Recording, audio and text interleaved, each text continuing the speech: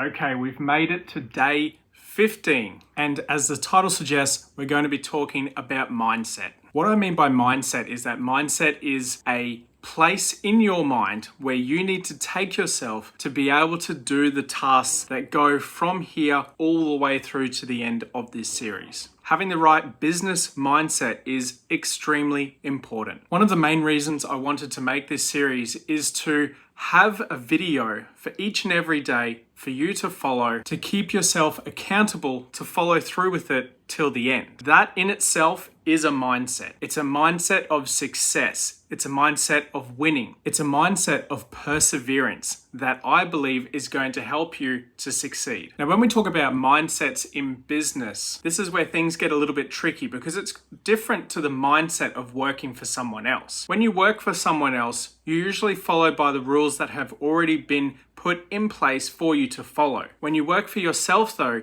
you kind of make those rules alongside the person you're working with or the company you're going to be working for in freelancing, or if you're just going to be doing, one-off jobs here and there, you need to set these rules up front. The rules that I'm talking about are things like your service level agreements. How fast are you going to be able to respond to a ticket if it comes through? What if you're asleep? What if there's a funeral? What if your dog died and you're pretty cut up about something and you can't actually make it to replying to that ticket within a certain time frame? Then you're going against your own service level agreement and that client can throw you away. Now, obviously as a one-man band, you do sort of have a little bit of leeway and most places understand that, especially if you're advertising as a sort of boutique IT services, doing a set list of tasks for a small business or another organization, or even to like a subcontract for an MSP. Staying on the freelancing side here and getting those small targeted bits of work in is sort of where I'm talking about setting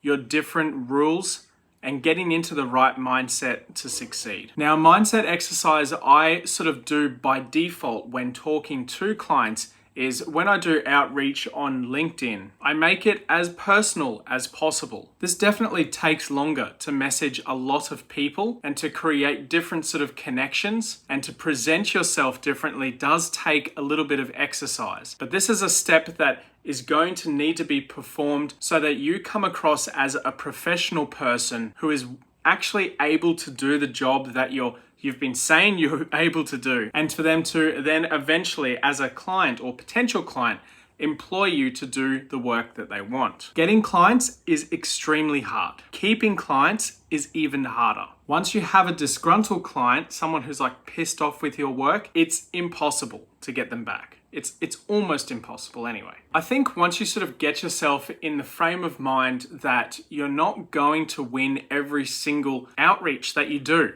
a lot of the people that you message are going to reject you. It's just basic sales. People will reject you.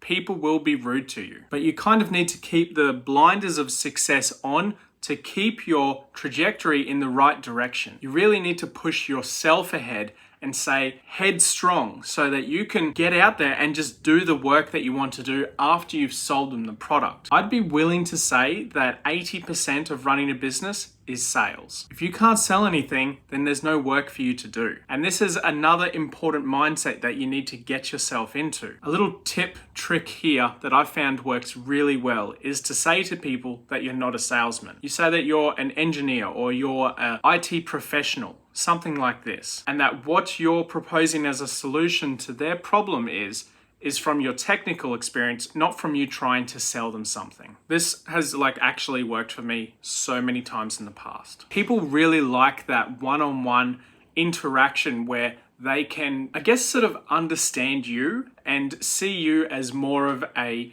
person that they know who can help them with their problems, rather than I'm paying this person to do the work that I don't want to do. In a lot of cases with IT, especially business IT, people can just Google the problem and get it sorted themselves, especially if it's like ad hoc repairs. Even in the way of things like Microsoft 365 Power Automate. That is one of my biggest selling items at the moment.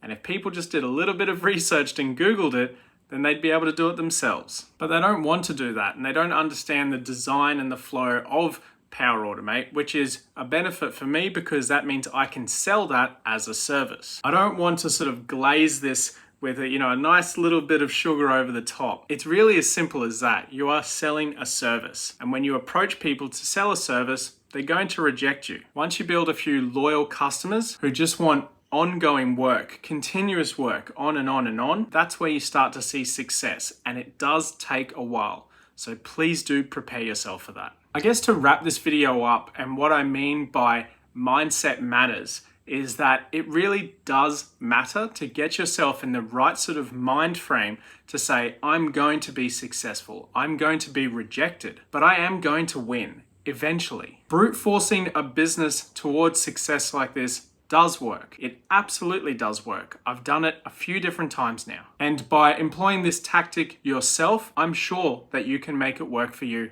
as well. Let me know in the comments below if you have any ideas for different mindset tricks or anything else you would like to have thrown in here at this point. I'm trying to make as many of these videos as longer form videos like this, especially after a survey I did a couple of days ago where I asked people, did you prefer the short or long videos? And they majority said, I think it was like 80% in the end, said we want the longer videos. So I'm going to try and do more of these longer videos to explain these concepts in more detail, but keep in mind, there's still a whole year ahead of us. So I don't want to, put everything into one video because it's just going to be one massive video of like a few days worth of content. It's just too much. Anyway, thanks guys. I'll see you on the next video tomorrow. Peace out.